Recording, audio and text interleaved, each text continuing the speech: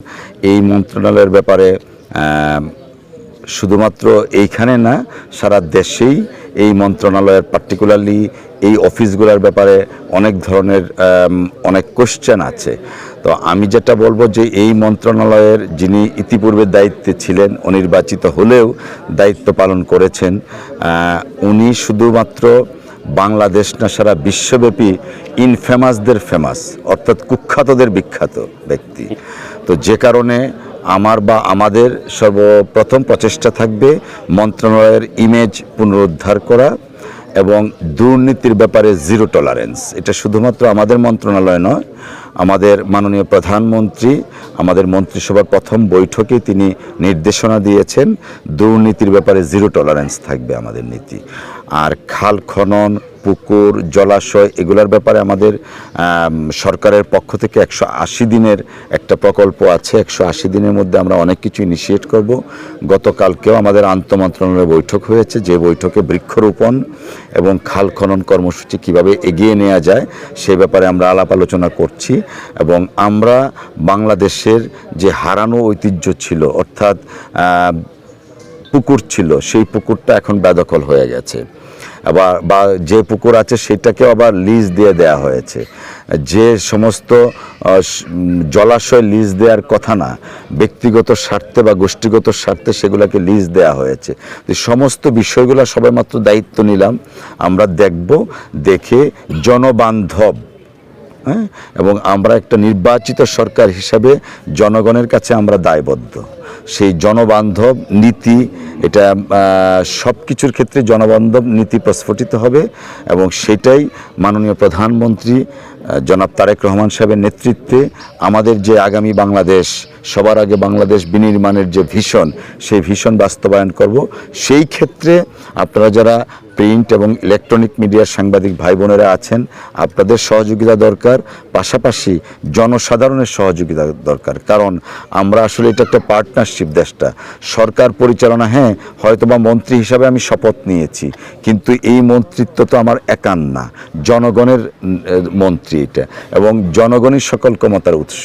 আমরা চেষ্টা করব জনগণের সাথে সম্পৃক্ততা বাড়িয়ে এবং জনগণকে সম্পৃক্ত করে উন্নয়নমূলক কাজগুলা প্রণয়ন করা এবং বাস্তবায়ন করা, যেন মানুষের কাছে আমরা প্রমাণ করতে চাই এই সরকার জনগণের সরকার, শুধুমাত্র বিএনপির সরকার না, এই সরকার জনগণের সরকার।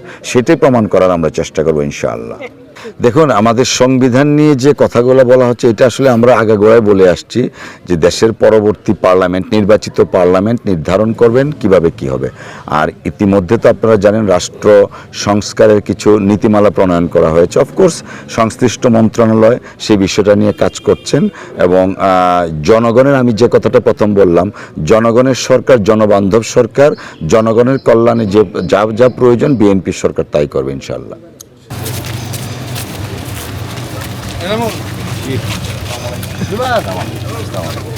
এদিকে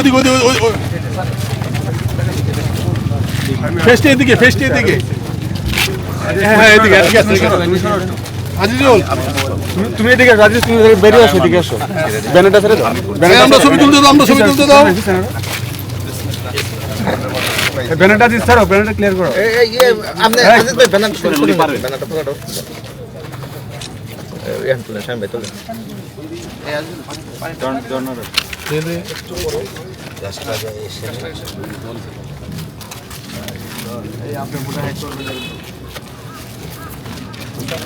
এই যে পানি তো দিতে পারেন, একটু পানি দেন,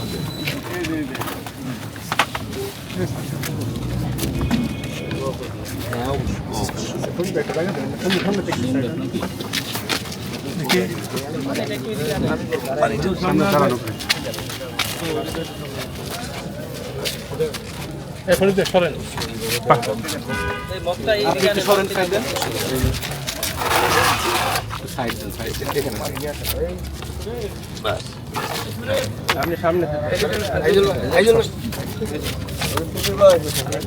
ভিডিওটা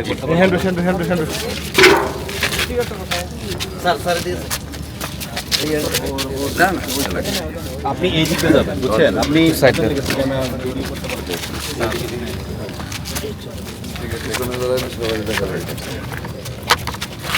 দেখি দিই পানি দাও ওরা পরে ভালো খুব সুন্দর হবে হ্যাঁ বিসমিল্লাহ ভিডিও করতেছি ওই দিকে ভিডিও আমরা কাছে চলে একটু লাগাবে হ্যাঁ এই তুই যা করে দে সন্ধ্যা সময় তো ধরে নেক্সট সব তুলে আমরা না না এই সাড়ে দিন সাড়ে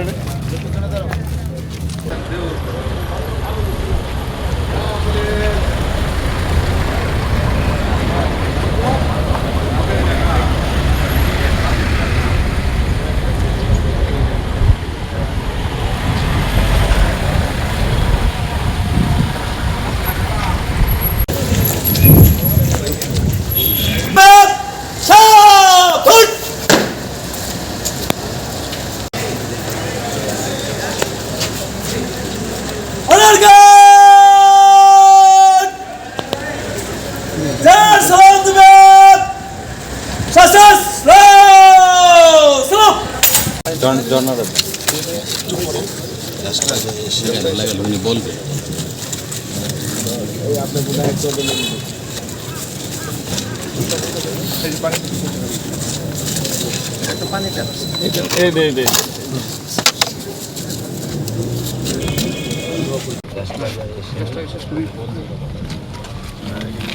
আপনি মনে হয় করবেন না কিন্তু